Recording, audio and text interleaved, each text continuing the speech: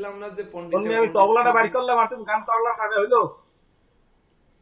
আজকে গান দিয়েই সুন্দর শুরু করা যেত তাহলে। তো আসলে প্রবাদ বাক্যগুলো তো আর এমনি আসেনি যে যেখানে দেখো ছাই উড়িয়ে দেখো তাই, পাইলে পাইতে পারো অমূল্য রতন। আবার ওই যে পণ্ডিতে পণ্ডিত খোঁজে, বাসুর খোঁজে গাই, স্বর্ণকারে সোনা খোঁজে, কুত্তা খোঁজে ছাই, রসিকে রসিক সেনে ভ্রমর সেনে মধু, স্টিমারের খালাসি সেনে চিংড়ি মাছ আর কুদু। তো এই যে প্রবাদ বাক্যগুলো এই যে আসছে, দেখুন আপনারা কোনো ক্লাসে মনে হয় বলতে শুনেছেন আমাকে যে মানস রায় আর নীরজকান্তি বাবু ইনাদের ভিতরে কবিত্ব শক্তি রয়েছে, শিল্প প্রতিভা রয়েছে, এটা জাগ্রত করা হচ্ছে না। তো আপনাদের ভিতরের আগুন যদি না বের হয়, সতীর প্রতিগৃহে গমন আমরা কি পড়েছি কেউ? সতী যখন প্রতিগৃহে যাবে তখন তার বাবা যে আজ্ঞাগুলো দিয়েছিল, সে আজ্ঞাগুলো কি আমাদের কেউ বলতে পারবেন দুই একটি? না স্যার, আপনি বলেন। যেমন একটি আমি জানি, যেমন ঘরের আগুন বাইরে নেবে না, আর বাইরের আগুন ঘরে আনবে না। উনি বোঝাতে চেয়েছিলেন যে একের কথা অপরকে বলবে না, বা একের সমালোচনা অপরকে বলবে না, বাইরের সমালোচনা এনে ঘরে করবে না, বা ঘরের সমালোচনা বাইরে করবে না, এটা বোঝাতে চেয়েছিলেন। ধরুন সমালোচনা আমরা করবই না, কারো সমালোচনা করা আমরা আসলে শিখবও না, এবং সনাতন অ্যাস্ট্রোলজিক্যাল কোচিং সেন্টারের রীতিও নয়। আমি কিন্তু অদ্যবধি আমার যতটুকু স্মরণে আছে, কোনো জ্যোতিষকে বা কাউকে ছোট করার নিমিত্তে আমি কোনো কথা এখনো পর্যন্ত বলেছি কিনা, যদি বলে থাকি সেটি করজোড়ে ক্ষমা প্রার্থী আমি আপনাদের কাছে এবং আমার ব্যানারের কাছে।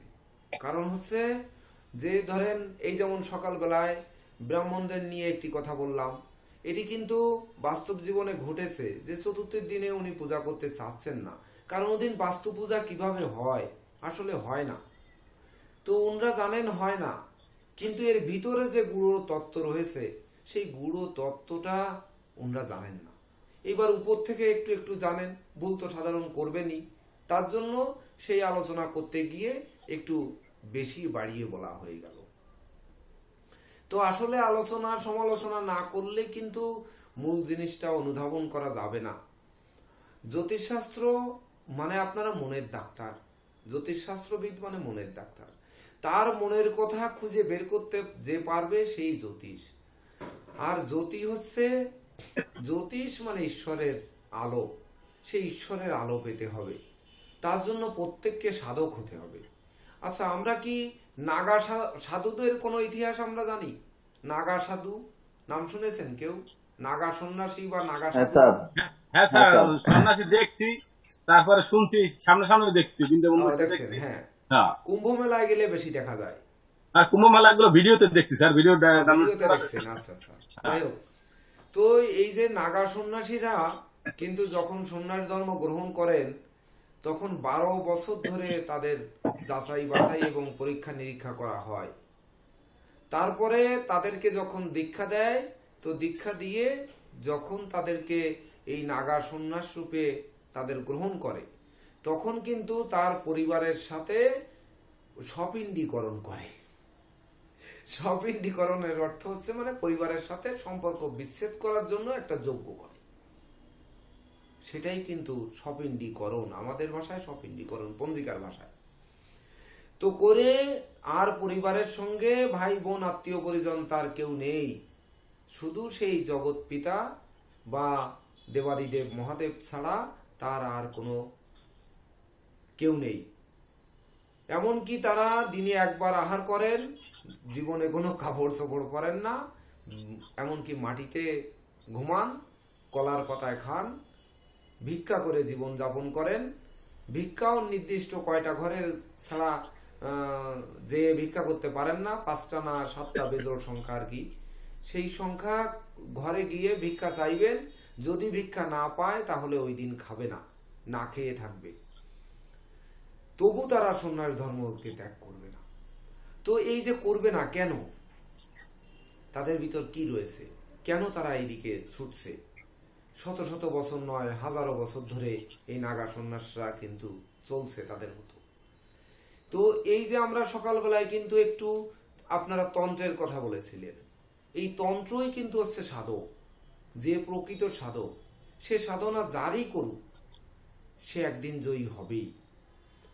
যেমন আমরা বলেছি যে কোনো জিনিস নিয়ে নাড়াচাড়া করতে গিয়ে তার রস যেমন আমরা আস্বাদন করব, তেমনি তার তিক্ততাও কিন্তু আমরা পাব।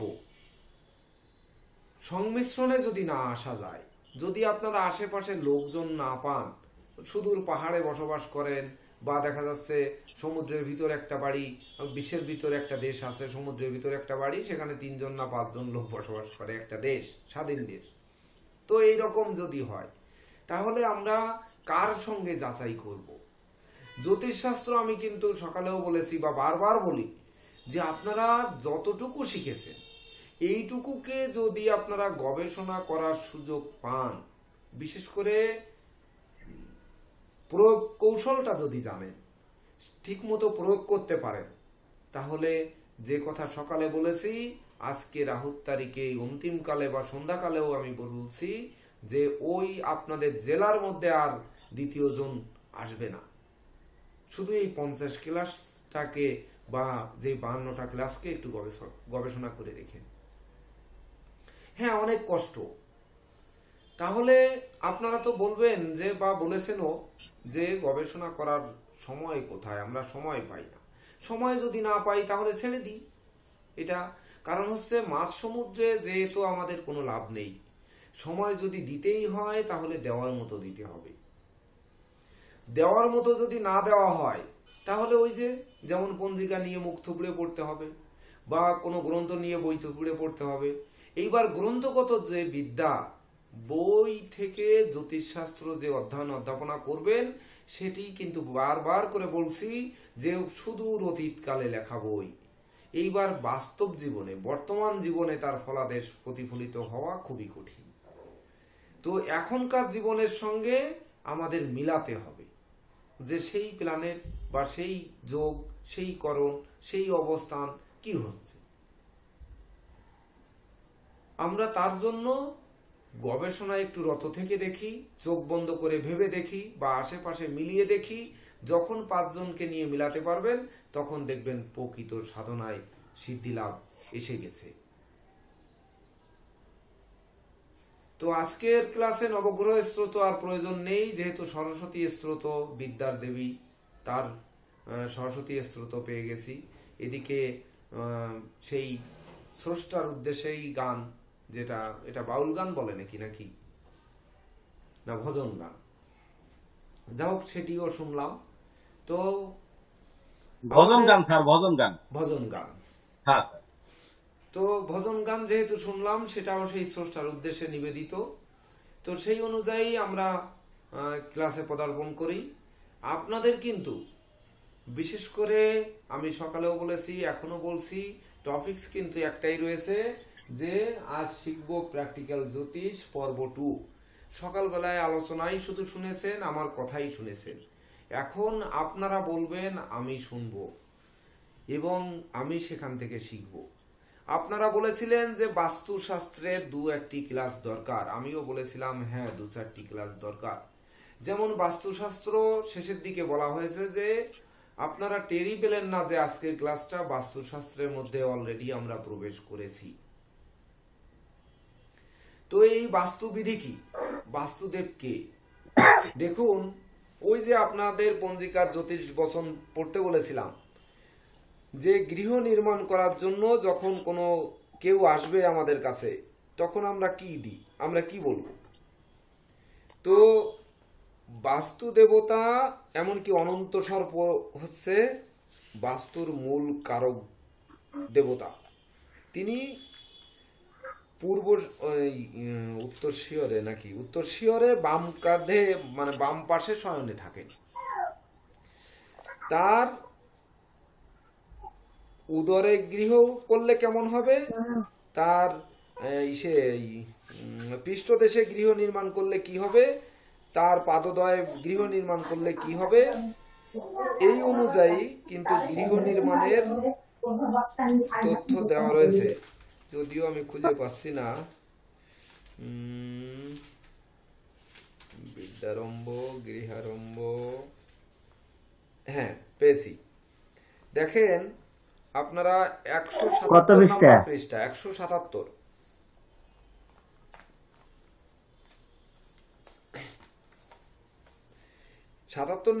নাম্বার পৃষ্ঠার নিচে বিবিধ ব্যবস্থার প্রথমেই আছে গৃহারম্ভ। দেখেন লেখা রয়েছে ভাদ্র আশ্বিন কার্তিক মাসে অনন্ত নাগ, বাস্তু দেবতার মূল যিনি, তিনি হচ্ছেন অনন্ত নাগ অর্থাৎ অনন্ত সর্প।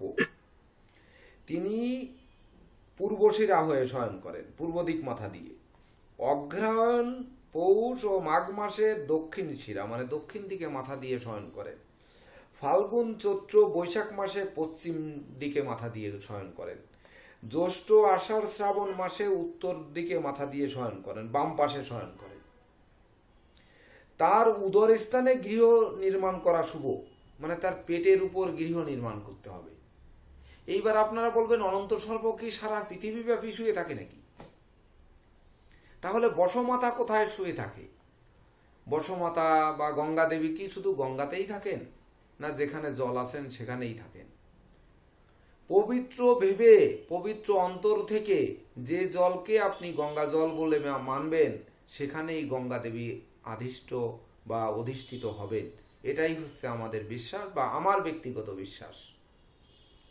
শুধু গঙ্গা থেকে তুলে আনলেই গঙ্গা জল হবে, আর গঙ্গা থেকে না তুললে যে গঙ্গা জল হবে না, এটি কিন্তু আমার ভিতরে এখনো দোলা দেয়।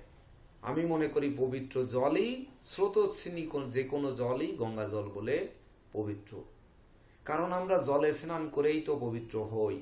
যেমন যদি গঙ্গা স্নানই একমাত্র পবিত্র হবে, তাহলে কুম্ভ স্নান কেন? বা ধরেন আপনার এই চৈত্র সংক্রান্তির স্নান কেন? বা ধরেন দোল পূর্ণিমার স্নান কেন? বা ধরুন অষ্টমীর স্নান, এই যে ব্রহ্মপুত্রের স্নান কেন? তাছাড়া রাস পূর্ণিমার স্নান কেন? তাহলে এগুলো কি পবিত্র নয়? তাহলে তো ওইগুলোকে ঝেড়ে ফেলে দিতে হবে, একমাত্র গঙ্গা স্নানই পবিত্র বলে মানতে হবে। যদি সবগুলোকে মানতে হয় তাহলে সব জায়গার জলই পবিত্র এবং গঙ্গা জল। ঠিক তদনুরূপ বসমাতা মানে আমরা যেখানে বসবো ওখানেই বসমাতা অধিষ্ঠিত, সেখানে বসমাতা রয়েছেন। ঠিক তদনুরূপ অনন্তনাগ সারা বিশ্ব জুড়েই ভূমিতে শয়নরত আছেন, তার উদরে গৃহ করতে হবে। তাহলে উদর কখন কিভাবে পড়বে? পরে পড়েন। ভাদ্র আশ্বিন কার্তিক মাসে বস্তুর দক্ষিণ ভাগে উত্তর মুখ, মানে দক্ষিণ দিক পিছন থাকবে, উত্তর মুখ দিয়ে ঘর করা যাবে ভাদ্র আশ্বিন কার্তিক মাসে। এই 3 মাসে ছাড়া করা যাবে না। তাহলে প্রথম যে ঘর নির্মাণের জন্য আসবে তার কাছে আগে শুনতে হবে যে তুমি কোন মুখী করে ঘর করবে, তোমার জমিটা কি অবস্থানে আছে। এটা না শুনে আপনি একটা গৃহারম্ভের দিন দিয়ে দিলেন বা আপনারা দিয়ে দিলেন, এটা কিন্তু হবে না।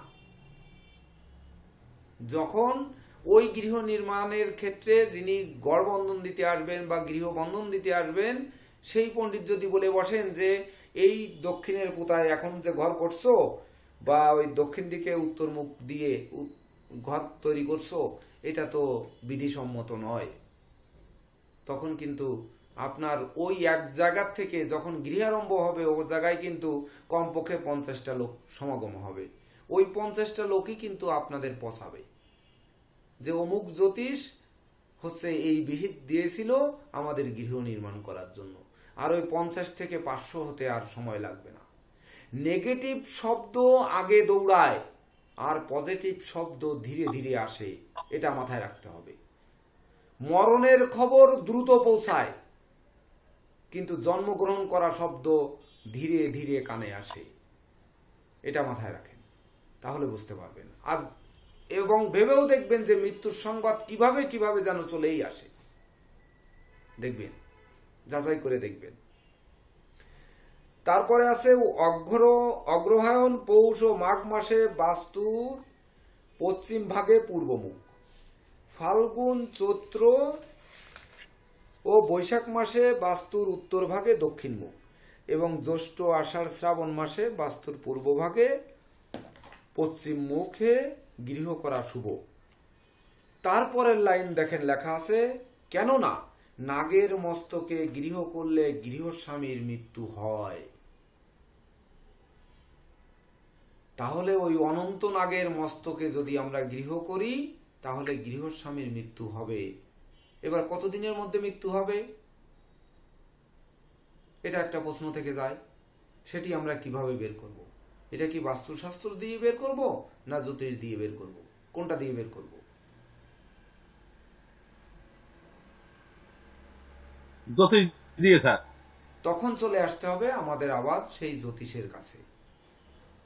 ওই গৃহ করলে, যেহেতু এখানে লেখা রয়েছে নাগের মস্তকে গৃহ করলে গৃহস্বামীর মৃত্যু হয়, গৃহস্বামীর মৃত্যু কতদিনের মধ্যে হবে সেটি কিন্তু জ্যোতিষ দিয়ে বিচার করতে হবে। এবং পৃষ্ঠে পুত্র ও স্ত্রী নাশ, তার পিঠের উপর যদি গৃহ করা হয় তাহলে পুত্র নাশ হয় এবং স্ত্রী মারা যায়। তাহলে পিঠেও করা যাবে না, মস্তকে করা যাবে না, শুধু তার পেটে বা নাভির উপরে গৃহ নির্মাণ করতে হবে। তো নাভির উপরে পড়বে, তার জন্য দেওয়া আছে ওই প্রথমে 3 মাস অন্তর অনন্ত সর্প সে কাত বদলায়, মানে ঘোরে। তো ঘুরে ঘুরে সে তার সাইড বদলায়, ওই ফাঁকে ফাঁকে গিয়ে তার উদর স্থানে গৃহ নির্মাণ করতে হবে।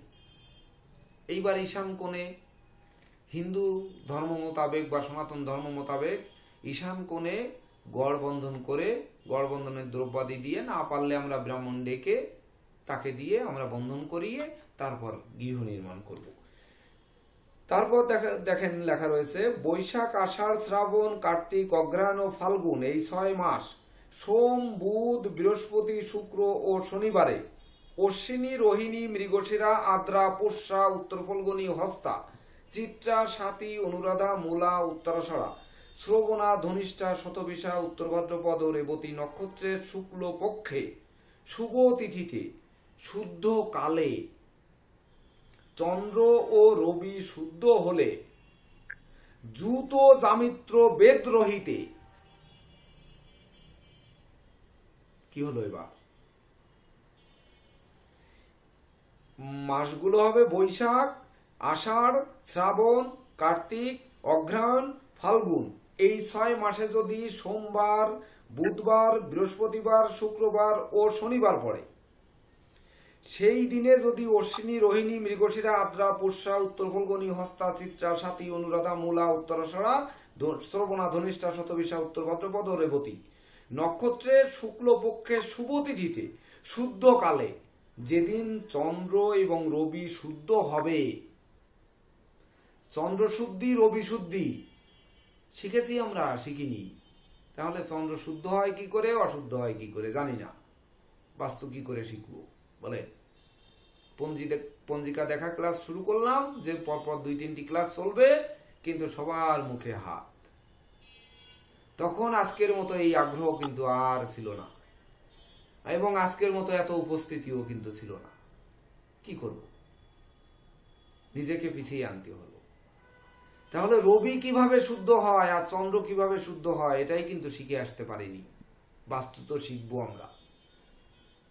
এবার আমি তো আর বাস্তুশাস্ত্রবিদ নই, আমি তো আর কেপি অ্যাস্ট্রোলজার নই, তাহলে কিভাবে শিখাবো?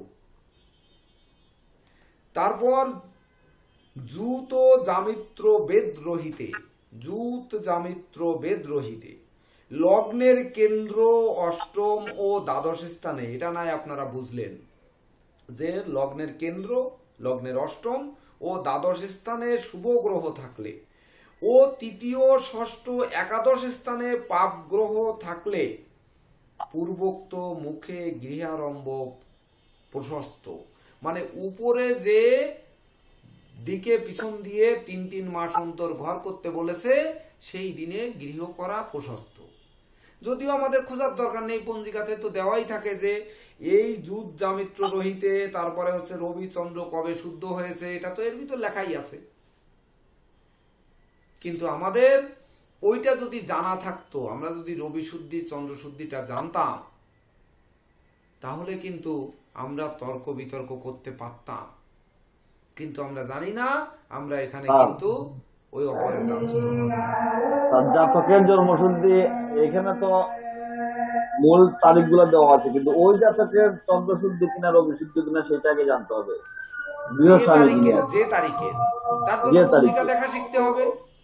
যে তারিখে আপনার ধরেন রেবতী নক্ষত্র সোমবার পড়েছে উপরের মাসে, এইবার রেবতী নক্ষত্র সোমবার, ওই দিন চন্দ্র আর রবি শুদ্ধ আছে কিনা, আর জুত ও জামিত্র বেদ রক্ষণ করেছে কিনা, মানে রহিতে মানে কি ওই দোষ নেই, জুত জামিত্র দোষ নেই, মানে কি ওই যোগিনী দোষ জামিত্রী দোষ নেই, মানে যোগিনী দক্ষিণে যোগিনী পশ্চিমে, মানে কি বায়ু বইছে, সেই বায়ুটি নেগেটিভ বায়ু রোধ করেছে, মানে বাধা দিয়েছে। ধরেন আমরা ঝড় আসতে লাগলে কি করি, দ্রুত জানলা আটকে দিই না, দরজা আটকে দিই না, যে দরজা বাড়ি খাবে। ঠিক তদনুরূপ জুত জামিত্রী রহিতে, জামিত্র বেদ রহিতে, মানে তারা যেন বেদ করে ভিতরে না ঢুকতে পারে। বেদ বয়কা ধ ভেদ, সংস্কৃত থেকে বাংলা এটা ভেদ হলে ভালো হতো, কিন্তু জুত জামিত্র বেদ রহিতে, যেহেতু বেদের পরে র আছে সেহেতু বয়কার হয়েছে, ওটা ভয়কার হওয়া উচিত ছিল। যদি রহিতে না থেকে বাধা দেওয়া থাকতো, যে প্রবেশ করছে না, যখন করবে না এরকম কথা থাকতো, তাহলে কিন্তু ভেদ থাকতো। লগ্নের কেন্দ্র অষ্টম ও দ্বাদশ স্থানে শুভ গ্রহ থাকলে ও তৃতীয় ষষ্ঠ একাদশ স্থানে পাপ গ্রহ থাকলে পূর্বোক্ত মুখে গৃহারম্ভ প্রশস্ত। তাহলে লগ্নের কেন্দ্র অষ্টম দ্বাদশ স্থান শুভ থাকলো, তৃতীয় ষষ্ঠ একাদশ স্থান কিন্তু পাপ থাকতে হবে। 3 নাম্বার ঘর, 6 নাম্বার ঘর, একাদশ ঘর পাপ থাকতে হবে, তারপর গৃহ করতে হবে। এইবার বাস্তুভিটার ঈশান কোণে বাস্তু পূজা, নাগ পূজা করে গৃহ আরম্ভ করতে হবে।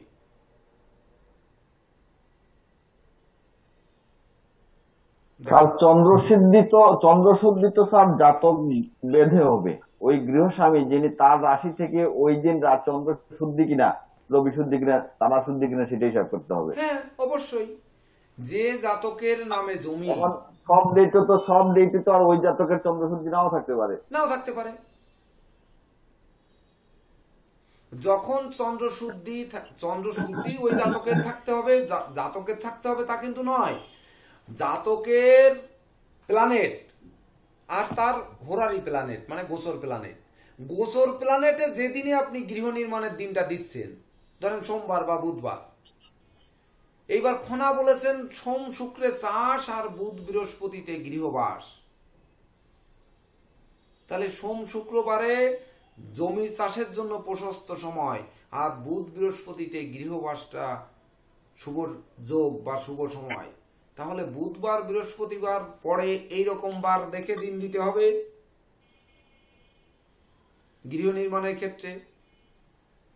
এইবার বুধ আর বৃহস্পতিবার দেখতে হবে গোচরে তার রবি আর চন্দ্র শুদ্ধ আছে কিনা, তার ওই দিনের লগ্নের কেন্দ্র অষ্টম এবং দ্বাদশ স্থানে শুভ গ্রহ আছে কিনা, তৃতীয় ষষ্ঠ একাদশ স্থানে পাপ গ্রহ আছে কিনা।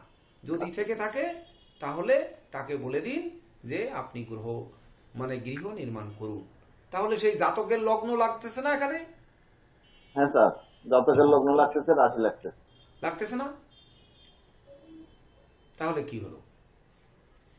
এইবার ধরেন বুধ বৃহস্পতিতে গৃহবাস, ওই যে সকালে বললাম না আমি মঙ্গলবারে তাহলে কেন গৃহে পদার্পণ করতেছি, ওই যে মতান্তরে এখানে তো বলেই গেছেন যে সোম বুধ বৃহস্পতি শুক্র শনিবারও তো গৃহ আরম্ভ করা যাবে, ওই যে তুরস্পর্শের দিনে দীক্ষা নেওয়া যাবে। তো এই যাবে কেন? ওই যোগ তৈরি হলে বিবাহ করা যাবে, ওই সেই সুতৈবুক যোগ তৈরি হলে। সুতৈবুক যোগই তো আমরা জানি না, তাহলে আমরা ওই পঞ্জিকা খুঁজবো। যেমন ওই যে কি ব্যাংকের এক বড় কর্মকর্তা, তার ছেলে থাকে আমেরিকায়, তার বিবাহ ঠিক করেছে, এখন তার বিবাহের আষাঢ় শ্রাবণ মাসের তারিখ লাগবে, কারণ ওখানে দ্রুত হোটেল বুকিং দিতে হবে। মানে ওই হোটেল বা ধরুন সেই বিবাহের জন্য যে স্থানে বিবাহ দেবে সেটা বুকিং দেবে, তারিখ পাচ্ছে না, পঞ্জিকা তো বের হয়নি। ওই সকালবেলায় কিন্তু আমাদের সুজনকে বললাম যে ওই আষাঢ় শ্রাবণের তারিখগুলো হোয়াটসঅ্যাপে পাঠিয়ে দাও, ওই যে পাঠিয়ে দিয়েছে আমার মোবাইল নিচে চার্জে দেওয়া, তাহলে দেখিয়ে দিয়ে দাও। তো এই যে খুঁজে খুঁজে বের করতে হবে। তো এইবার ইনি যদি ধরেন আরো 1 বছর আগে যদি জানতে চাইতেন তখন কি করতাম? তখন কি করবেন আপনারা? এই টাকাটা তো সরে যাবে। বা আপনারা যদি পঞ্জিকা লেখা না শেখেন, লেখাটুকু না শেখেন, দেখাটুকু যদি না শেখেন, তাহলেও কিন্তু এই টাকাটা সরে যাবে।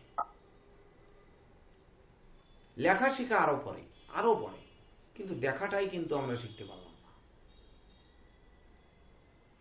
এই দক্ষিণা কিন্তু সরে গেলই, কোনো রকমে ঠেকানো গেল না। আর আমার মতো লোক হলে, যে ব্যক্তি মঙ্গলবারের দিন 13 তারিখ আরো চতুর্থী তিথিতে যে গৃহপ্রবেশের দিন নির্ধারণ করে, এই রকম ব্যক্তি তো ওই তারিখ দিলে যেমন তেমন ভাবে মেনে নেবে না। আপনি তারিখ দেবেন, হৃদয়বাবু একটা তারিখ দেবেন আমাকে গৃহ নির্মাণের জন্য, ধরুন আমি ছদ্মবেশে গেলাম, একটা মাস্ক পরে আর একটা টুপি মাথায় দিয়ে যদি আপনাদের কাছে যাই, তা আপনারা চিনতে পারবেন? তাহলে আমি একটা গৃহ নির্মাণের তারিখ আনতে গেলাম, আপনারা দিলেন, এবার আমি যে তর্ক করব না, আপনি কি করে ভাবলেন? সবসময়ের জন্য নেগেটিভটা আগে ভাবতে হবে। ক্লায়েন্ট যেটি বলবে, যেহেতু আমাদের প্র্যাকটিক্যাল জ্যোতিষ পর্ব ক্লাস চলছে, যে ক্লায়েন্ট কি ভাবছে বা সে কি বলতে পারে, তার উত্তরটা আগে আমার জোগাড় করে রাখতে হবে। তো সেই উত্তর জোগাড় করতে গেলে সব প্রশ্নের উত্তর তো এই জ্যোতিষশাস্ত্রের মধ্যে রয়েছে, সব ওই 12টি ঘরের মধ্যেই কিন্তু রয়েছে। কিন্তু আমরা সেটিকে মানে শুধু পড়ে গেলে কি হবে? যদি হরোস্কোপ তৈরি করতে আমরা না জানতাম, তাহলে লগ্নের কেন্দ্র কি আমরা চিনতাম? অষ্টম চিনতাম, দ্বাদশ চিনতাম, বা ধরুন তৃতীয়, ষষ্ঠ, একাদশ স্থান চিনতাম না। অনেক বাস্তুশাস্ত্রবিদ রয়েছেন এখনো বিশ্বের বুকে, যে বাস্তুর বিধি দিচ্ছেন, বাস্তু সম্রাট, বাস্তু সাধক, মানে বড় বড় পদ পদবী। কিন্তু দেখা যাচ্ছে এই বাস্তুর বিষয়ে যখনই ধারণা নিতে যাবেন, তখন কিন্তু আর ওই যোগ গিয়ে দেখবে না, পঞ্জিকা বের করে দেখে তারপরে বলবে গৃহ নির্মাণ অমুক দিন, আর অমুক দিন হচ্ছে মহেন্দ্র যোগ এই কয়টা থেকে এই কয়টার মধ্যে, ঠিক আছে আপনি এই দিনে গৃহ আরম্ভ করে দিন। এটাই কিন্তু বাস্তুবিদদের বিহিত। তো ওই বিহিত তো আমার মতো লোক হলে মানবে না। তা আমার মতো লোক যে আর 5টা জীবনে বাঁধবে না, এটা কি করে ভাববেন? ভাবতে কিন্তু হবে। আবার দেখেন এই তারিখগুলো কিভাবে বের করা হয়। তারপরে গৃহ প্রবেশ, জ্যৈষ্ঠ ও পুনর্বসু, জ্যেষ্ঠা হবে, জ্যেষ্ঠা ও পুনর্বসু নক্ষত্রে এবং গৃহারম্ভোক্ত নক্ষত্রে, মানে গৃহ যেদিন আরম্ভ করেছি সেই নক্ষত্রে। ভেবে দেখুন এবার, জ্যেষ্ঠা ও পুনর্বসু নক্ষত্রে এবং গৃহ আরম্ভের যে নক্ষত্র সেই নক্ষত্র ও বারে, শুভ তিথি করণ ও যোগে, শুভ তিথি করণ ও যোগে। ভেবে দেখুন, একটু ভালো করে পড়ে দেখুন। রবি চন্দ্র তারা শুদ্ধ হলে, মানে রবি চন্দ্র নক্ষত্র শুদ্ধ হলে, শুক্লপক্ষে শুদ্ধকালে, ওই জুত জামিত্র বেদরহিতে, এই যে বেদরহিতে এইবার একসঙ্গে আছে, দেখেন এইবার ওইখানে স্পেস হয়ে গেছে, ব্রাহ্মণ দধি আম্রপল্লব পুষ্প ও ফল দ্বারা পরিশোভিত পুণ্য কুম্ভ ও নারায়ণ অগ্রে করে ব্রাহ্মণকে সুবর্ণ ও বস্ত্রাদি দান করে গৃহে প্রবেশ প্রশস্ত। স্যার যুত জামিত্র ভেদ, এটা একটু যদি ব্যাখ্যা করে দেন একবার। ওই যে বললাম তো, যুত জামিত্র মানে যোগিনী, যোগিনীকে বামে ফেলে বা পিছনে ফেলে। যখন যোগিনী রোধ পাচ্ছে, মানে যোগিনী প্রবেশ করছে না আমার দিকে, আমি যাব, আমাকে যোগিনী বাধা দিচ্ছে না, যখন সেটা আটকে আছে, সেই মুহূর্তটা বেছে নিতে হবে।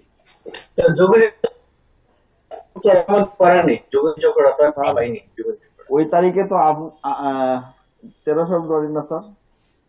হ্যাঁ 13 ফেব্রুয়ারি নেই, এর কোনো কিছুই নেই। না স্যার, আপনার তো চন্দ্রশুদ্ধি আছে স্যার ওই দিন। কি আছে? আপনার চন্দ্রশুদ্ধি আছে স্যার ওই দিন। আছে? আছে। আর কি আছে?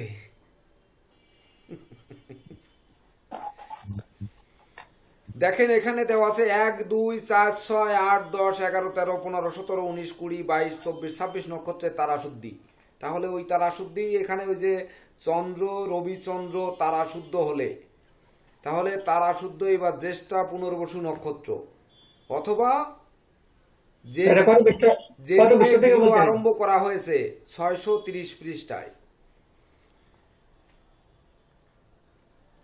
উত্তর ভাদ্রপদ নক্ষত্র কত নম্বর? কত? উত্তর ভাদ্রপদ 25 নেই, 26। 25 ভাদ্রপদ 25 না? 26 স্যার। তাহলে এখানে কি উত্তর ভাদ্রপদ নক্ষত্র আছে না? 600 কত পৃষ্ঠা স্যার? 630 পৃষ্ঠা। উত্তর ভাদ্রপদ নক্ষত্র স্যার সিদ্ধ যুগ, সন্ধ্যা 6টা। হ্যাঁ, উত্তর ভাদ্রপদ যোগ ওই উত্তর ভাদ্রপদ নক্ষত্র সিদ্ধ যোগ, এবং তারা শুদ্ধি আছে। তারপরে আবার সাধ্য যোগ, দুটো যোগ পেয়েছে এদিন, সাধ্য যোগ রয়েছে। তারপরে হচ্ছে আপনার এদিন চন্দ্র শুদ্ধিও রয়েছে। দেখেন স্যার আপনি তো এমনিতে আর ডেটটা গ্রহণ করেন নাই স্যার। এবং যোগিনী দেখেন নৈরিতে রয়েছে, রাত্র 8:41 40 সেকেন্ড গতে দক্ষিণে যাবে। তাহলে যোগিনী নৈরিতে, ঈশান অগ্নি নৈরিত, এই যে নৈরিত কোণ হচ্ছে এইটা, মানে দক্ষিণ আর পশ্চিমের মাঝ বরাবর। তাহলে যোগিনী দক্ষিণে রয়েছে, যোগিনীকে পিছনে রেখে না ঢুকবো না গৃহে, ঈশান কোণে যাব না? পিছনে, তাহলে যোগিনী পিছনে অথবা বামে রেখে যাব না? পিছনে অথবা বামে স্যার। হ্যাঁ, তাহলে তো যোগিনী তো আমার পিছনে রয়েছেই।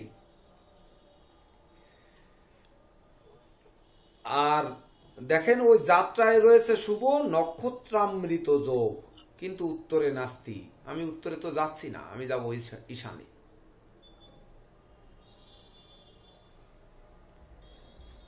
তারপরে অপরাহ্নের পরে তো আর আমি যাচ্ছি না, আমি যাব সকালে। এই তো তো এই যে বিষয়গুলোকে আমাদের জানতে, দেখেন এখানে পরপর যে পয়েন্টগুলো রয়েছে, যে গৃহারম্ভ, তারপরে গৃহপ্রবেশ, নববস্ত্র পরিধান, নবসজ্জা সোনাদ উপভোগ, রত্নাদি ধারণ। একটা রত্ন যেদিন দেবেন সেদিন রত্ন ধারণের দিনটি, রত্নটি আপনারা ম্যাক্সিমাম জ্যোতিষরা, আমি বুকে হাত দিয়ে বলতে পারি এবং প্রমাণও দিতে পারি অনেক, যে তারা বলেন যে হ্যাঁ আমি রত্ন শুদ্ধ করে দিয়েছি। কি শুদ্ধ করে দিয়েছেন? আপনার নামে পূজন ভজন করে একে স্নান আদি করায় তারপরে শুদ্ধ করে দিয়েছি। এইবার জ্যোতিষ মহোদয় বলছেন, চেম্বারে যখন স্টোনটি তৈরি করে কারিগর এনে দিলেন, তখন জ্যোতিষ মহোদয় শুদ্ধ করবেন বিধায় নাম গোত্র লিখে রাখলেন।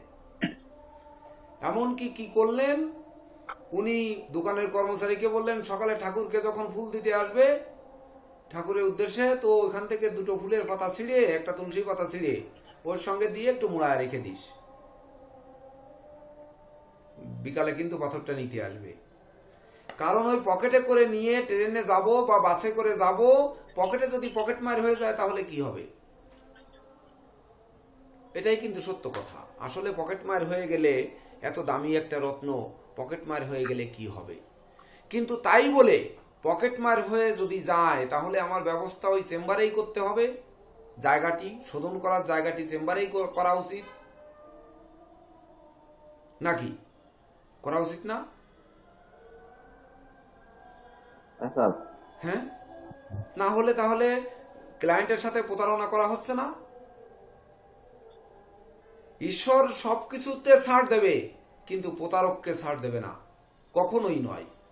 সারাদিন মিথ্যা কথা বলবো, সারাদিন অপকর্ম করব, আর সন্ধ্যাবেলায় ধুতি পাঞ্জাবি পরে দৈবজ্ঞের মতো মানে চেয়ারে বসে মানুষের ভবিষ্যৎবাণী করব, আর টপ টপ করে সেগুলো ভবিষ্যৎবাণী খেটে যাবে, এটি আশা করলে কিন্তু হবে না। এজন্য বলেছি আপনারা সংবিধান রচনা করবেন যার যার মতো, যে আমি কিভাবে জ্যোতিষ করব। আপনারা সকালে আমার খুলনা চেম্বারের ঠিকানা শুনেছেন, দেখেন ঢাকা চেম্বারের নাম্বারটা দেখেন 33,33/1 গ্রিন মার্ট মার্কেট। দেখেন পঞ্জিকার প্রথম কভার পৃষ্ঠাটা উল্টায় তারপরে দেখেন ওটায় রাহু। দেখেন Dhaka office 33,33/1 green road, green mart market, তৃতীয় তলা, ধানমন্ডি, ঢাকা 1205। দেখেন 33 মানে 6, আবার 33 মানে 6, তাহলে 6 6 12 আর 1 মানে 13। কপালে এমনি এসে বাঁধে না, ওই রাহু যেখানেই যাব ওই রাহু সাথে নিয়েই যেতে হবে আমাকে, উপায় নেই। কারণ আপনি চাইলে, আমার কপাল চাইলেও আমি তো রাহুর সংখ্যা এড়াতে পারছি না। আমি ওই রকম আর একটি চেম্বার ওই কাছাকাছি পাচ্ছি না, আমার কপালে বাঁচছে না, কি করব? আপনার তো পেতে হবে, ফ্রন্ট জায়গায় পেতে হবে, সামনে বারান্দা থাকতে হবে, বা ভালো একটা পরিবেশ থাকতে হবে। আপনি যেমন চান তেমন তো পাইতে হবে। আপনাদের রোল নাম্বার গুলো কি আমি তৈরি করেছিলাম? কেন মানুষ রায় 33 আসছিল? আজকে তার প্রমাণ পেয়েছেন যে শুক্র শিল্প সাধনা, দেখেন ওনার ভিতরে যে শিল্প সাধনা, গান বাজনা, লেখা, অভিনয়, আবৃত্তি, তা পেয়েছেন ওনার ভিতরে, পেয়েছেন। যেদিন রোল নাম্বার নিয়ে ব্যাখ্যা করেছিলাম সেই ক্লাসটা একটু পুনরায় যেন, তাহলে বুঝতে পারবেন যে নিউমারোলজির গুরুত্বটা কি। বাহ, আসো আসো, এদিকে আসো, আসো, চলে আসো, চলে আসো। এই দেখেন আমাদের একটি ব্যাচে বলেছিলাম, এর আগের ব্যাচে শুভম বিশ্বাস, আমি বলেছিলাম যে শ্রেষ্ঠ শিক্ষার্থী ওই ব্যাচের মধ্যে। কিভাবে আবিষ্কার করেছিলাম? তখন তাকে আমি 1 দিন বা 2 দিন বড় জোর দেখেছি সরাসরি, তাই ছাড়া কিন্তু দেখিনি। সে আজকে সে কি নিয়ে আসছে? ও জিপিএ 5 পাওয়ার জন্য কিসের থেকে দিয়েছে বলো? জেলা শিল্পকলা একাডেমি, জেলা শিল্পকলা একাডেমি থেকে তাকে এই পুরস্কৃত করেছে, এই অ্যাওয়ার্ড, এবং এই নিয়ে চলে আসছে। অভিনন্দন আপনাকে, আমাদের ক্লাসের সবার পক্ষ থেকে আপনাকে অভিনন্দন। এত সুন্দর আবিষ্কারটা করা, এই আবিষ্কারটা করা কিভাবে সম্ভব? আমি কি যেদিন আসছিল তার মায়ের সঙ্গে আসছিল, তো মায়ের সঙ্গে যখন আসছিল তখন প্ল্যানেটটা দেখে ওই প্রেসক্রিপশন করে ছেড়ে দিছি। আর দ্বিতীয় যেদিন আসছে সেদিন স্টোন নিতে, এবং বলছে যে আমি একটু জ্যোতিষ শিখবো, আমাকে ভর্তি করে নেওয়া যায় কিনা। তো যাবে, ওকে, এই ভর্তি হয়ে গেছে। কিন্তু আমি ক্লাসে কিন্তু বলেছিলাম এই শ্রেষ্ঠ শিক্ষার্থী। এ আমার পঞ্জিকার গণনা দেখে আমি বলছিলাম এর মাঝে একদিন যে তুমি কি এটা পারবে? ও কিন্তু উত্তর দিছিল যে আমি 3 দিন যদি সময় দেন তাহলে আপনার মতো এরকম করে দেখাবো। ও কিন্তু জায়গায় বসে উত্তর দিয়েছিল। হ্যাঁ, এটা বলেছিলেন স্যার আমাদেরকে, এই অংশটুকু আমাদের বলেছেন স্যার। আজকে কিন্তু উপহার নিয়ে দেখেন হাফাতে হাফাতে আসছে,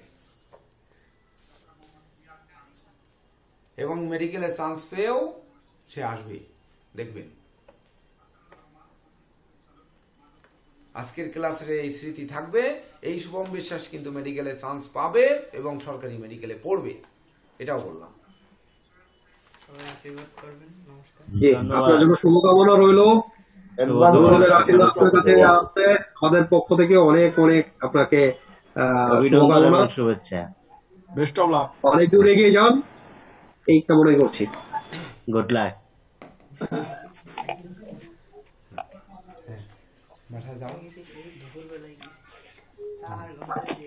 ও 4 ঘন্টা গেছে, ও নিয়ে চিন্তা করার কারণ নেই।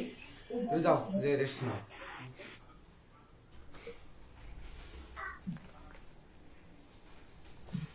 এবং সবচেয়ে দুঃখের বিষয়, আমাদের ওই ক্লাসে, ওই ব্যাচে আরেকটি মেয়ে ছিল সব থেকে লিটিল।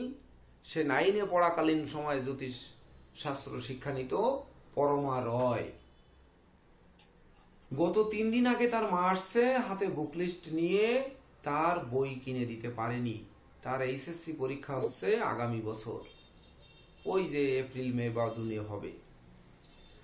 এখনো বই কিনে দিতে পারেনি, কলেজে অ্যাপ্লাই করেছে, তার ওই কলেজের লাইব্রেরি থেকে কার্ড পেলে তারপর সেই কার্ড নিয়ে বই তুলবে, তারপরে বই পড়বে।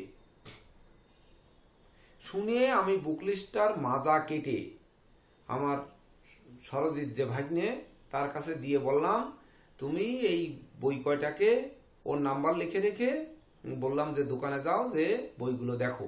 বইগুলো সঙ্গে সঙ্গে পেল না, ওখানে নাকি 8টা বই, মানে বোর্ড বই বাদে বাকিগুলো। তো 8টা বই কত দাম? 4000 টাকার মতো দাম। আমি বললাম বইগুলো নিয়ে এসো। তো বললো পাওয়া যাবে না, অর্ডার দিয়ে আসতে হবে, উনি শনিবারে বা রবিবারে দেবে, না বৃহস্পতিবারে দেবে। তা আমি আজকে সকালে ক্লাস থেকে নেমে যে জিজ্ঞেস করলাম, তুমি সে বই আনছো, ফোন দিছো, বই দিছো? তা বলছে বই তো আনতে বলছিল বৃহস্পতিবারে, তা গতকালকে তো আমার মনে নেই। মনে নেই, মেয়েটার পরীক্ষা হয়ে গেলে তারপরে বইটা দেবা, এটা আবার কেমন কথা? তা বলছে আমি ফোন দিয়েছিলাম, তা উনি বলছিল যে বই একটা মেলেনি। তা বলছে যে কটা মিলছে ওই কটা দিতে, একদিনে তো আর সব কটা পড়ে ফেলবে না। তো বলছে কালকে সকালে এনে এবং দিয়ে দেবে। এই যে টাকাটাও যায় আমার ওই তন্ত্র ক্রিয়ার উপার্জনের টাকা দিয়ে এই ছেলেপেলেদের বই দেওয়া। কারো পরীক্ষার ফি যদি না দিতে পারে, তাহলে এই তন্ত্র ক্রিয়ার মাধ্যমে যে টাকাগুলো উপার্জন করি, সেই টাকার ওই ফান্ডের থেকে এই আমার টাকাগুলো যায়। অর্থাৎ এটি আমার টাকা নয়, এটা 10 জনের টাকা। আমি এই যে বলি আপনারা আমাকে কি দেবেন, এই সামান্য একটু বিদ্যা কি আছে আমার মধ্যে, একটু দিতে পারলে আরো বাঁচি, আমি আরো আমার মাথাটা খালি হয় যে আর 2-4 জনকে দিতে পারলে। কিন্তু আমার মাথাটাকেই আপনারা ফ্রেশ বানাচ্ছেন না। যদি দিয়ে যেতে পারতাম, আজ পর্যন্ত মনে হয় না যে কখনো বলেছি মুখ দিয়ে যে আপনারা কেউ বেতন দেন বা কেউ টাকা দেন, কেউ ইয়ে করেন, এ মনে হয় না যে বলেছি। নিয়মটা শুধু বলে রেখেছি, কিন্তু আপনারা নিচ্ছেন না। দেখেন জ্যোতিষ বচনার্থ পড়তে বললাম, আপনারা আজকে বাস্তুশাস্ত্র শিখবেন। সকালবেলায় বাস্তুতে অলরেডি আমি প্রবেশ করেছি, ভাবলাম যে দেখি আপনাদের ভিতর থেকে কিছু বের হয় কিনা। তার জন্য আমি দুটি টোটকাও প্রয়োগ করলাম। তো প্রয়োগ করলাম, তার ভিতরে শেষের দিকে আসলো বাস্তু। কিন্তু দেখেন এখানে যে এই বাস্তু দেবতার কথা, যেভাবে গৃহারম্ভের কথা লেখা রয়েছে, গৃহই তো বাস্তু, সেটি কিন্তু আপনারা পড়েননি, এখনো পড়া হয়নি। স্যার বাস্তুর মধ্যে রং, দরজা, টয়লেট, সিঁড়ি, হ্যাঁ সুন্দর। এইবার আপনি আপনার বাড়ি কোন রঙে রঞ্জিত করবেন, আপনার বসত গৃহকে কোন রঙে রঞ্জিত করবেন, এটা হচ্ছে বিষয়। সেটি আপনার রাশি অনুপাতে বা না এই তো উত্তর, আপনার প্রশ্ন পুরাটাই বুঝে ফেলেছি।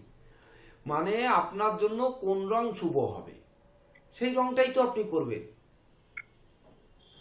এবার আবার শুনছি ওই পশ্চিমে এক ধরনের রং, পূর্ব আরেক ধরনের রং, উত্তর আরেক দিকে আরেক ধরনের রং, দক্ষিণ আরেক ধরনের রং। আপনি যেটা শুনেছেন সেটি হচ্ছে বাস্তুশাস্ত্র মোতাবেক গৃহ করা হয়নি। এখন কি করা যাবে? বাস্তু দোষ নাশ করতে হবে, তখন পাল্টে ফেলো, এটা শুনেছেন আপনি। কিন্তু বাস্তুশাস্ত্র শিখতে গেলে তো গৃহ নির্মাণ থেকে শিখে আসতে হবে। স্যার গৃহ নির্মাণের আগেও আমার প্রযোজ্য যে স্যার গৃহ স্বামী অনুযায়ী বা রাশি অনুযায়ী ওই গৃহ স্বামীর কোন দিকটা তার জন্য শুভ, কোনমুখী বাস্তু হলে তার জন্য ভালো হয়, সেখানে আগে যাওয়া উচিত। এই যে রাশি অনুপাতে আমরা দিক লিখিয়েছিলাম, হ্যাঁ রাশি অনুপাতে লিখিয়েছিলাম, মনে আছে? কার মনে আছে? মেষ রাশির শুভ দিক কি, অশুভ দিক কি?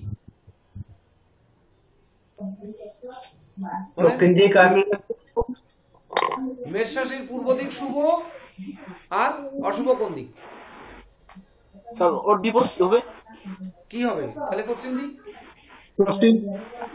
এইভাবে 12টা রাশির শুভ অশুভ দিক বলেছিলাম না?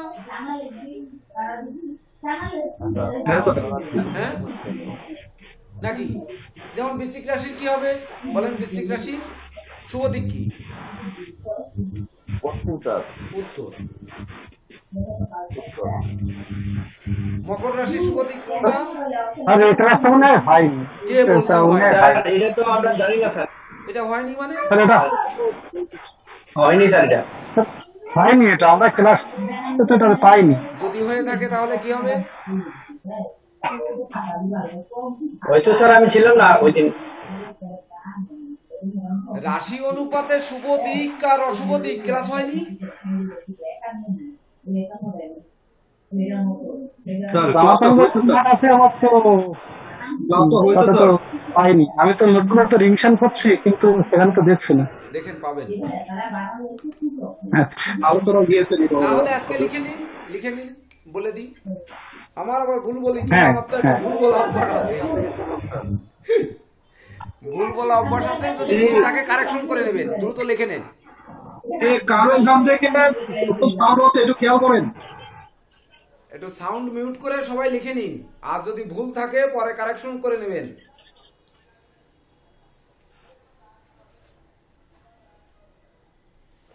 প্রথম লেখেন মেষ রাশি,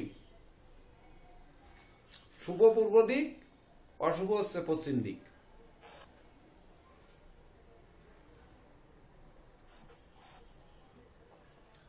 একটা রাশির চক্র এঁকে শুধু মেষের ঘরে শুভ অশুভ লেখেন, একে শুভ দুইয়ে অশুভ, তারপরে খালি 1 2 দিয়ে দিয়ে লিখে দাও।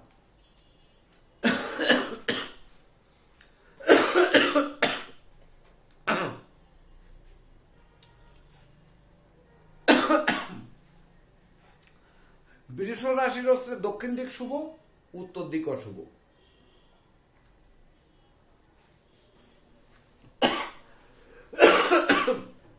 মিথুন রাশির হবে হচ্ছে, মিথুন রাশির পশ্চিম দিক শুভ, পূর্ব দিক অশুভ। স্যার বৃষ রাশি কি বললেন? বৃষ রাশির দক্ষিণ দিক শুভ, তার উল্টাটা উত্তর দিক হচ্ছে অশুভ। খালি শুভটা লিখে যান নাই, ও অশুভ লিখতে হবে। মেষ রাশির একটু বলেন স্যার, মেষটা। মেষের হচ্ছে পূর্ব দিক শুভ আর পশ্চিম দিক অশুভ।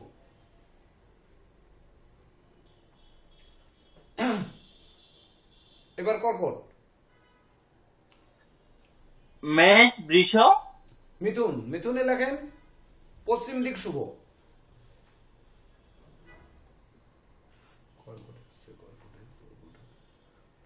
কর্কটে উত্তর দিক শুভ।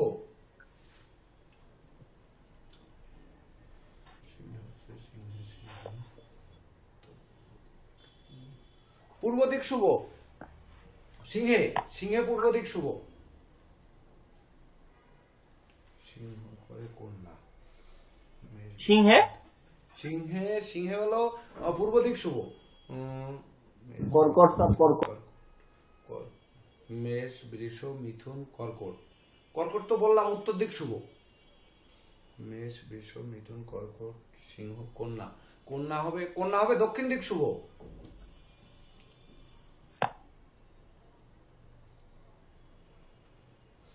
কন্যা, মেষ, বৃষ, মিথুন, কর্কট, সিংহ, কন্যা, তুলা। তুলা, তুলা হবে পশ্চিম দিক শুভ।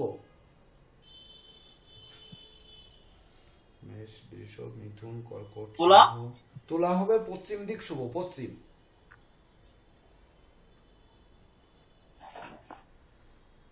মেষ, বৃষ, মিথুন, কর্কট, সিংহ। এবার বৃষ্টি স্যার। বৃশ্চিক। মেষ, বৃষ, মিথুন, কর্কট, সিংহ, কন্যা, তুলা, বৃশ্চিক। বৃশ্চিক হবে হচ্ছে উত্তর দিক শুভ। বৃশ্চিকের পরে ধনু। মেষ, বৃষ, ধনু। কর্কট, সিংহ, কন্যা, তুলা, বৃশ্চিক, ধনু।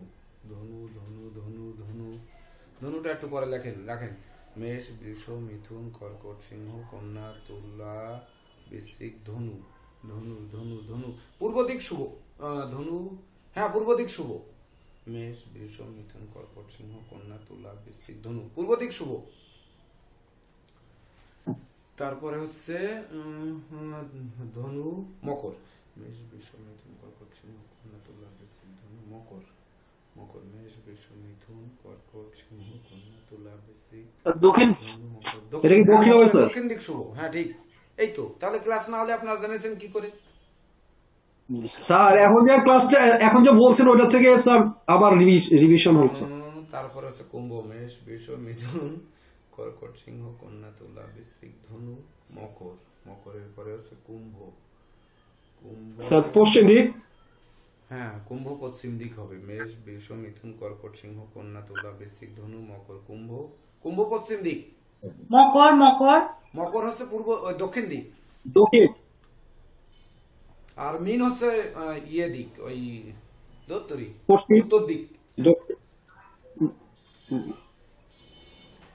স্যার আবার বলেন মকরের পরে। মকর হচ্ছে মকর দক্ষিণ দিক, মকরের শুভ দক্ষিণ দিক। আর কুম্ভ কি বলেছে? কুম্ভ পশ্চিম। পশ্চিম দিক, হ্যাঁ পশ্চিম দিক শুভ। আর মিন উত্তর দিক হবে। মেষ, বৃষ, মিথুন, কর্কট, সিংহ, কন্যা, তুলা, বৃশ্চিক, ধনু, মকর, কুম্ভ, মিন উত্তর দিক। যদি এর উল্টা দিকটা হচ্ছে অশুভ দিক, আর এর যদি ভুল থাকে কুম্ভের পরে কুম্ভ হচ্ছে পশ্চিম দিক শুভ, তারপরে মিন উত্তর দিক। হ্যাঁ উত্তর দিক। আচ্ছা স্যার, তাহলে আমি এখানে একটা প্রশ্ন করি, এই দিকের উপর একটা প্রশ্ন করি স্যার। আমি দিকের উপর সবাই তো আমরা এই যে আমরা যে রাত্রে নিদ্রাতে যাই, শয়নে যাই, আমরা সাধারণত নিয়ম পূর্ব দিকে মাথা, পশ্চিম দিকে পাদ রাখি। এই যে এখন যদি আমার পশ্চিম দিকটা আমার শুভ, ধরুন মিথুন, পূর্ব দিকে আমি যদি পাও রাখি তাহলে কি আমার শুভ হইব? পূর্ব দিকে আমার শুভ দিক হইল পশ্চিম, মিথুন রাশি, তাহলে আমি পশ্চিমে পাও দিলাম, এটা কি স্যার শুভ হইব নি? এইবার একটা সহজ আমি আরো জটিল করে দিই। আপনি এবং আপনার গৃহিণী, একজনের জন্য পূর্ব দিক শুভ আর একজনের জন্য পশ্চিম দিক শুভ, এখন কি করবেন? তার দিক অনুসারে শুভ। মারাত্মক একটা প্রশ্ন আসছে। আমি যদি বাড়ির কর্তা হই তাহলে আমি যেভাবে শুই আমার বউ এইভাবে শুইব। হ্যাঁ, তার দোষ যা হয় হয়ে যাক। আর আমি বিহিত কি দেবো জানেন? কোন স্যার? হ্যাঁ বলেন স্যার। আমি বলবো নারী বাম অঙ্গে যাবে আর পুরুষ ডান অঙ্গে যাবে। তখন হচ্ছে পূর্ব আর পশ্চিম যেহেতু দিক, তখন আপনি শয়ন করুন উত্তর দিক মাথা দিয়ে। ওই দুই দিককে ত্যাগ করুন, উত্তর দিক মাথা দিয়ে শয়ন করুন। এইবার আপনারা বলবেন যে উত্তর দিক মাথা দিয়ে তো মৃত মানুষকে শোয়ায়। এই কথারও ব্যাখ্যা কিন্তু একদিন দিয়েছি যে যত মন্দির আছে বিশ্বের বুকে ম্যাক্সিমাম মন্দির কিন্তু উত্তরে পোতায় দক্ষিণ মুখ। তাহলে দেবদেবী দক্ষিণ দিক মুখ করে থাকেন, দেবীর পায়ে দক্ষিণ দিক মাথা দিয়ে উত্তরে পা দিয়ে যদি শোয়া হয়, তাহলে ওই অনন্ত নাগের মতো দেবীর কোলের পরে পা উঠায় দেওয়া হয় না? হয়। যদি তাই হয়, তাহলে আমাদের দক্ষিণ দিক মাথা দিয়ে দেবদেবীর গায়ের উপর পা তুলে শোয়ার থেকে উত্তর দিক মাথা দিয়ে, উত্তর দিক হচ্ছে জ্যেষ্ঠ দিক, সেই দিকে মাথা দিয়ে শয়ন করা কি অশুভ হবে? আচ্ছা স্যার, তাহলে এখানে ধরেন বৃষ রাশি তো দক্ষিণ দিকে শুভ আর উত্তর দিকে অশুভ। তাহলে বৃষ রাশির লোক উত্তর দিক মাথা দিয়ে শোবে না। তাইলে আপনি তো সবার জন্য বললেন উত্তর দিকে মাথা দিতে। তখন আমি তো এই রাশি অনুপাতে এই যে এই ক্লকওয়াইজ ঘুরতে বলবো। ওই সরি, ঘড়ির কাঁটার বিপরীত দিকে আনক্লকওয়াইজ এই ঘুরতে বলবো। বিপরীত দিকে আমরা যখন ঘুরবো তখন এই বৃষ রাশি এইখানে চলে আসবে, সব সময়ের জন্য একটা বাদে একটায় চলে আসবে। তাহলে কি হবে দেখেন, বৃষ হলে মিথুন বাদ দেবেন, কর্কট আসবেন, কর্কট হলে সিংহ বাদ দিয়ে কন্যায় আসবেন, আবার কন্যা হলে তুলা বাদ দিয়ে বৃশ্চিকে যাবেন। এই সূত্রটা একটু লিখে নেন, একটা বাদে একটা একটু লিখে নেন। মানে বুঝলাম না স্যার, একটা বাদে একটা মানে কি? শয়ন বিধি।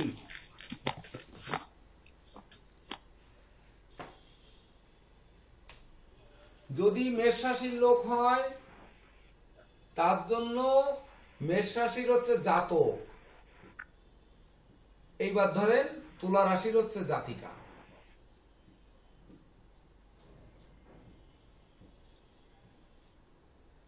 তাহলে তুলা মেষ রাশির আমরা শুভ দিক কি লিখেছি? পূর্ব দিক। আর তুলা রাশির শুভ দিক লিখেছি পশ্চিম দিক। তাহলে এই মেষ রাশির জাতক যদি পূর্ব দিক মাথা দিয়ে শোয়, ভালো করে বোঝেন, আর তুলা রাশির জাতিকা তাহলে পশ্চিম দিক মাথা দিয়ে শোবে, তাই তো? তাহলে দুইজন কি দুই দিক মাথা দিয়ে শোবে? সেই ক্ষেত্রে আমাদের এই যে মেষ রাশির জাতক চলে যাবে একটা বাদ দিয়ে একটা, অর্থাৎ মেষের দ্বিতীয় মানে 3 নাম্বার ঘর মিথুন। মিথুনে কি বলেছি? পশ্চিম দিক শুভ, পশ্চিম দিক মাথা দিয়ে। যখন পশ্চিম দিক মাথা দিয়ে শোবে তখন এই লোকের দেখেন এই তুলার যে জাতিকা আছে তারও কিন্তু পশ্চিম দিক শুভ, দেখছেন? হ্যাঁ স্যার। তুলা তো যাইব কেন আবার একবার পারিয়া? আরে পাগল, সে তো মেষ আর পূর্বে এসে বলতো, স্যার। প্রত্যেকটাই ঘোরালে তাই হয়ে যাবে, দেখবেন। পূর্ব হয়ে গেল এবার স্যার, এবার পূর্ব আর দুইজনের মাথা একদিক আসবে, দেখেন একটা বাদে জি, একটা স্যার। করে দেখেন, মিলে যাচ্ছে স্যার, মিলে গেছে। খুব সুন্দর টপিক স্যার, অটোমেটিক মিলে গেল স্যার। একটা বাদে একটা এই করে স্যার। দেখবেন যে দুইজনের মাথা একদিক চলে আসবে, অটো চলে আসবে। মানে একটা রাশি বাদ যা আর একটা রাশি চলে মিলে যাবে। হ্যাঁ তাই দেখেন আপনার মেলে কিনা দেখেন। না মিলছে তো স্যার, মিলছে তো। তাহলে স্যার এই যে মেষের বললেন এই আপনার মিথুন, মিথুন মানে পশ্চিম দিক। হ্যাঁ, আর মিথুনের- তুলার যদি হয় না মিথুন হ্যাঁ, তোলা না, মিথুন তোলা না। ধরেন মিথুন আর ধনু, হ্যাঁ ধরেন মিথুন রাশি জাতক আর ধনু রাশি জাতিকা, তাহলে মিথুনের জন্য আমরা কি বললাম? পশ্চিম দিক শুভ।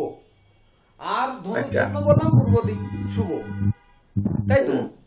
এইবার এক ঘর হ্যাঁ। বাদ দেন, মিথুনের সাথে কর্কট বাদ দিয়ে সিংহে যান। সিংহে গেলে পূর্ব দিক শুভ, আর এদিকে হ্যাঁ। জাতিকার জন্যও কিন্তু পূর্ব দিক শুভ রয়েছে, ঠিক আছে। দেখেছেন? মানে বিপরীত রাশির একটা ঘর একটা বাদ দিলে কিন্তু এটা মিলে যায়। আচ্ছা, এই কথা কি কোনো গ্রন্থে লিখবে? কোনো গ্রন্থকার লিখবে বলেন তো? অসম্ভব স্যার, অসম্ভব। স্যার আপনার পদ্ধতি এটা তো স্যার কোথায় লিখবে? আপনি তো তাহলে স্যার কি হয়েছে? আমার কিন্তু এইটা পড়ে আমার নিজের একটা পদ্ধতি আবিষ্কার করা হয়েছে, সেই পদ্ধতি অনুযায়ী এটা করা হয়েছে। এইবার জটক বিচারের ক্ষেত্রে যখন সমসপ্তমে পাত্রীর রাশি থাকবে, সেই জটক যদি শুভ হয় তাহলে সেই জটকে আমরা বিবাহ দিতে জোর দেব না। পাত্রীর লগ্নের সপ্তমে রাশি বা পাত্রের লগ্নের সপ্তমে পাত্রের রাশি, আবার লগ্নও ঠিক সমসপ্তমে, কত মার্ক পাবে? একটা জটক করে দেখেন তো এইভাবে, রাশির পূর্ণ মার্ক। আপনি তো বলছিলেন যে লগ্নের সপ্তমে চন্দ্র, এটা ভালো শুভ ফল। লগ্নের সপ্তমে চন্দ্র আর চন্দ্রের সপ্তমে লগ্ন, এটা শুভ ফল, এটা শুভ।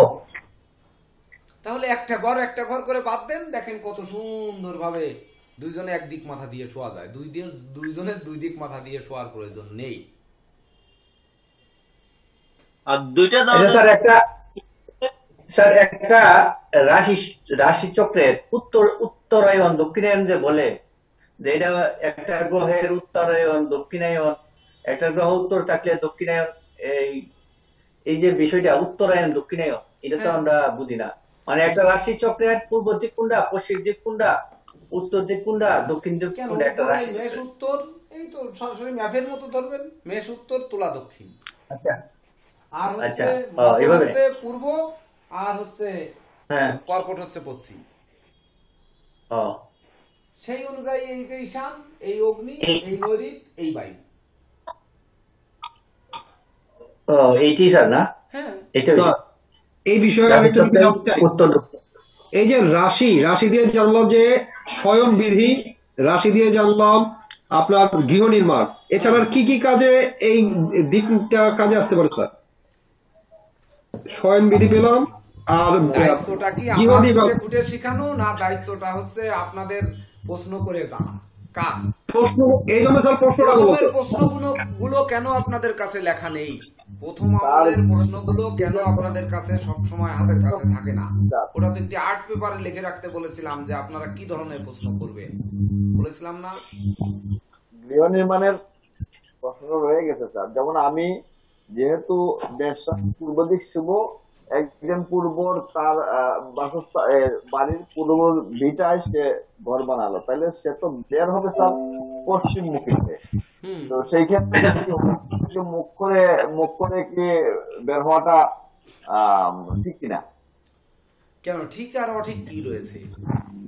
গৃহস্বামীর গৃহ যেদিকে নির্মাণ করবে, গৃহস্বামীর নিয়ম অনুযায়ী গৃহ নির্মাণ করবে, ওই গৃহে যত লোক বসবাস করবে সব তো এক গেট দিয়ে বের হবে। এইবার বাকি লোকগুলো যে বাস্তু ত্রুটি রয়েছে, সেই বাস্তু ত্রুটি লঙ্ঘনের জন্য সমীরণ বাবু যে কথা বললেন যে এই সাইডে এই রং করো, অমুক সাইডে ওই রং করো, তার জন্য যে রংটা শুভ সেই রংটা সে তার ফ্ল্যাটে করে নিক, এর জন্য এই রংটা শুভ এই ফ্ল্যাটে করে নিক, না হলে এই রঙের পর্দা দিয়ে নিক, অথবা এই রঙের পর্দা ব্যবহার করুন, এই রঙের বেডশিট ব্যবহার করুন, এগুলো রয়েছে। পূর্ব দিকে বাড়ি করলে বা ঘর করলে তার মুখটা তো যখন সে বের হবে অশুভ দিকে মুখ করে বের হবে। বিবেচনা করা উচিত নাকি সে কোন দিকে মুখ করে ঢুকবে সেটা বিবেচনা। প্রবেশটা দেখতে হবে, শুভ দিকে, মানে শুভ দিকে মুখ করে প্রবেশ করতে হবে। সকাল বেলায় এই যে মানস বাবুকে বললাম না যে আপনি একটি এই ফুল গাছ লাগান বাড়ি উঠার ডান পাশে, গৃহ প্রবেশের ডান পাশে, তাই তো? এবং সকালে ঘুম থেকে উঠে কারো সঙ্গে কথা বলার আগে বাম হাত দিয়ে গাছের গোড়ায় জল দেবে, তারপরে সে কথা বলবে, বলেছি না? বলেছি। তাহলে কি প্রবেশের সময় ডান পাশ, এটা আমরা ধরে নিচ্ছি। এইবার আপনাদের থাকতে পারে, হ্যাঁ বলেন বলেন। যদি দুইটা দরজা দিতে হয় তখন? দুইটা দরজার একটা দরজাকে তো আপনি মেইন করবেনই। যেমন দেখা যাচ্ছে এই বাড়ির বাস্তু ত্রুটি রয়েছে, দিক নির্ণয় ঠিক নেই, তখন আরেক সাইড থেকে গেটে দরজা তৈরি করা হচ্ছে, ওই দরজাটা ব্লক করা হচ্ছে, হচ্ছে না? না, আমাদের এই সময় দুইটা দরজাই থাকে। হ্যাঁ, দুইটা দরজাই থাকে।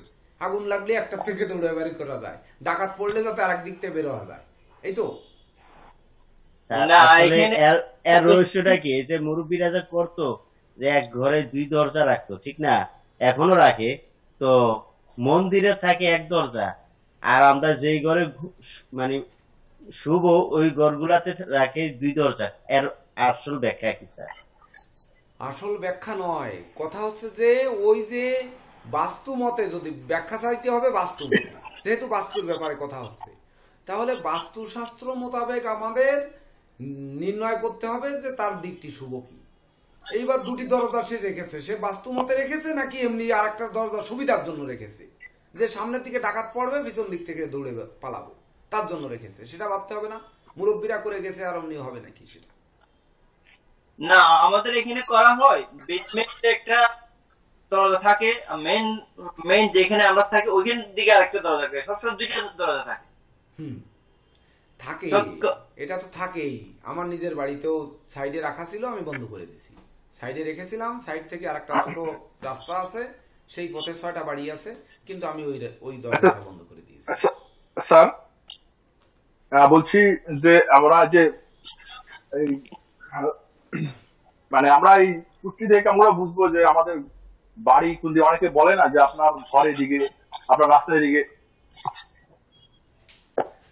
এটা কিভাবে বুঝবো?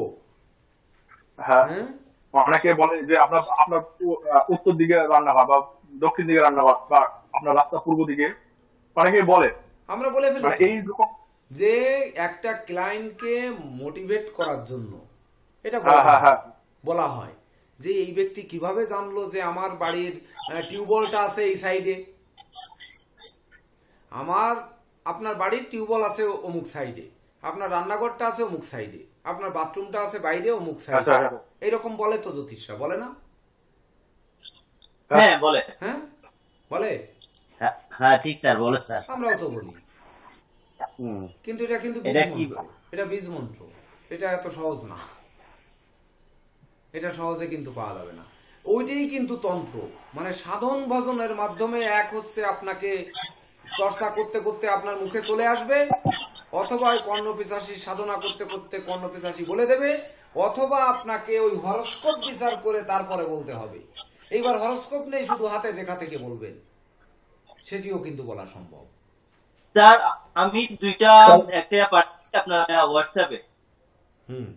দুইটা কি পাঠিয়েছেন স্যার? এইভাবে যদি বলে দিই স্যার, আমি একটা জাস্ট যে ধরেন বৃহস্পতি থাকে উত্তরে, এই দেখেন, মঙ্গল থাকে দক্ষিণে, এই দেখেন বাস্তু পাঠিয়ে দিয়েছেন একেবারে সমীরণ বাবু, এই দেখেন, দেখছেন? আর একটা আমি করছি দরজা কোনটা দরজা ভালো। দরজা কোনটা ভালো এটা আপনার জন্য আপনার প্ল্যানেট নিয়ে বসতে হবে, তারপরে এটা এমনি বলা যাবে না। না এটা আমি কিছু জ্যোতিষের ওদের যে ওরা বলছে ওই জায়গাতে দরজা করলে মানে 80% মানে উন্নতি হবে, আর অন্য জায়গায় দরজা করলে ডাইনে হচ্ছে দেখেন পূর্বে দেওয়া আছে অজন্মা, বামে হচ্ছে মিত্র, উপরে ভূধর আর নিচে বিবর্ষণ। তারপরে দেখেন দেওয়া আছে একেবারে মানে মেষ রাশিতে সম্রাট, সোম সম্রাট, মুখ্য, নাগ, রোগ, পাপস্ততা, তারপর শোক, তারপরে আয়ুর স্বরূপ। এই দেখেন একেবারে, এটা এত ছোট জিনিস দেখাবো কি করে? আচ্ছা গ্রুপে দিয়ে দেবেন, এটা গ্রুপে দিয়ে দিই নাকি? ও আপনি তো ভিডিও ভিডিওর লিংক এ তো, আচ্ছা স্ক্রিনশট দিয়ে দিই। স্যার আপনার একটা নোট আমি লিখেছিলাম একবার, ওই আগের তারা যে আগের ব্যাচটা যে করেছিলেন একটা যোগিনী চক্র, এই চক্রটা নোটটা জানি কোথায় রেখেছি, মঙ্গল দক্ষিণে, বৃহস্পতি উত্তরে, শনিদেব পশ্চিমে, এই চক্রটা একটু চার দিয়ে দিলে ভালো হতো। শনিদেব কোন চক্রটা? যোগিনী চক্র, এই যে শনিদেব পশ্চিমে, মঙ্গল দক্ষিণে, বৃহস্পতি উত্তরে, এটা একটা দিয়েছিলেন।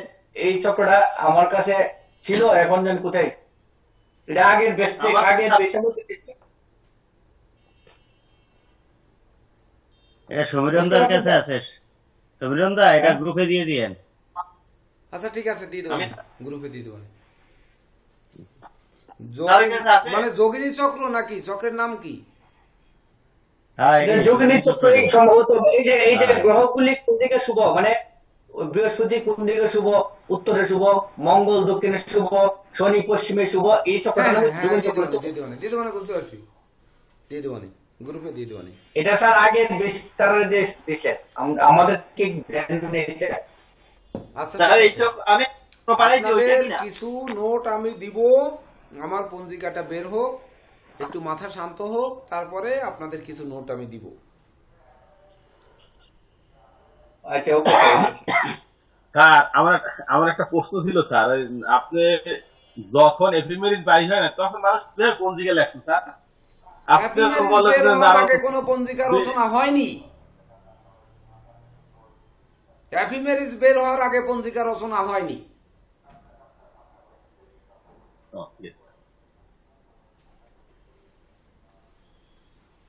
পঞ্জিকার ইতিহাস আর এফিমেরিসের ইতিহাস জানেন, তারপরে বলবেন যে হ্যাঁ রচনা হয়নি। আচ্ছা একজনের সাথে বিতর্ক বাজছিল, আমি কি আমার গুরুদেব ভালো করে জানে এর সমাধান সেই দিতে পারবো, কিন্তু পঞ্জিকা আপনার পঞ্জিকা একজনের কাছে দিয়ে আসি, বললাম না ব্রাহ্মণের একটা পঞ্জিকা দিয়ে আসছি, সারা দেশ পুজো করে, আমি এই সারা পঞ্জিকা তুমি পড়ো, এটি পুজো করো, এটা সবচেয়ে ভালো, এর থেকে ভালো পঞ্জিকা আর তুমি পাবা না। ওই সময় বলছিল যে পঞ্জিকা আর এফএমএস তো কি এক সময় রচনা হয়েছে, সারে কিভাবে পঞ্জিকা লেখে, আমি সারে জানি কিভাবে লেখে, সারে পঞ্জিকা কিন্তু ভুল নাই, নিয়ম কানুন সারে পঞ্জিকা লেখে। স্যার বলবেন যে সাত তো হচ্ছে নকলবাজ মানুষ, নকল করে লেখে, হয়ে গেল। অত কথার উত্তর দেওয়ার দরকার আছে? ভালো লাগবে, যদি ভালো জিনিস হয় তাহলে মানুষ এমনি খুঁজবে একদিন, আর যদি না হয় তাহলে খুঁজবে না। আমার প্রচার আমি করে নিজের ঢাক নিজে পিটিয়ে কোনো লাভ তো হবে না। কর্মই বলে দেবে যে আপনার স্থান কোথায়। না স্যার আমি সারা জায়গায় দিছি, বলছি যে সামনে বছর পুজো আইবে, স্যারে বলছে তোমার দেখো তোমার কোন দেশে কোন পঞ্জিকায় লেখছে, স্যারে বললি আমার তাহলে তোমার সারে পঞ্জিকা আমাকে আনিয়ে দেবো সবাই, সারে পঞ্জিকা তোমার পুজো করাতে পারবো না, তাহলে তোমরা ধরা খাবা, যদি আমার মতো লোক থাকে, আমি তো বীজ মন্ত্র জানিয়ে গেছি, এই এলাকায় আমি সরাই দেবো সব পূজায়। তোমার তো ধরাটা ঠিক কথা। পূজা করার সময় পাবে অনলি 14 মিনিট। সেটা বলছি তুমি সারা পঞ্জিকার ঠিকানা দিও, আমরা পঞ্জিকা কিনে পূজা করাবো। আচ্ছা ঠিক আছে। আচ্ছা তাহলে আপনারা বাস্তু বিষয়ে কি দেখি প্রশ্ন করবেন, একটু মানে প্রশ্ন সাজাতে লাগেন। আমি একটু 2 মিনিটের বিরতি না নিয়ে পারছি না, তো আমি একটু বিরতি নিচ্ছি। তো আপনারা একটু ভাবুন, এবং আসলে বাস্তু জানতে গেলে আমাদের গোড়া থেকে কি কি জানার দরকার, সেই বিষয়গুলো আপনারা যদি গলাধকরণ করতে পারেন, তাহলেই না কিন্তু সম্ভব যে বাস্তুশাস্ত্র শেখা প্রকৃতপক্ষে। শর্টকাটে, কারণ হচ্ছে আমাদের ক্লাস তো কম, মানে সেই অনুযায়ী শর্টকাটে কি কি ধরনের প্রশ্নের সম্মুখীন হতে পারেন সেই ধরনের।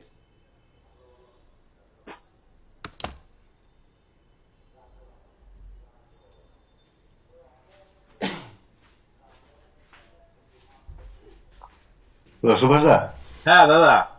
দাদা ওই যে এফিমেরিজ বইটা আছে না, এফিমেরিজ, হ্যাঁ এফিমেরিজ, এটার তো কোনো মনে হয় ঝামেলা মুক্ত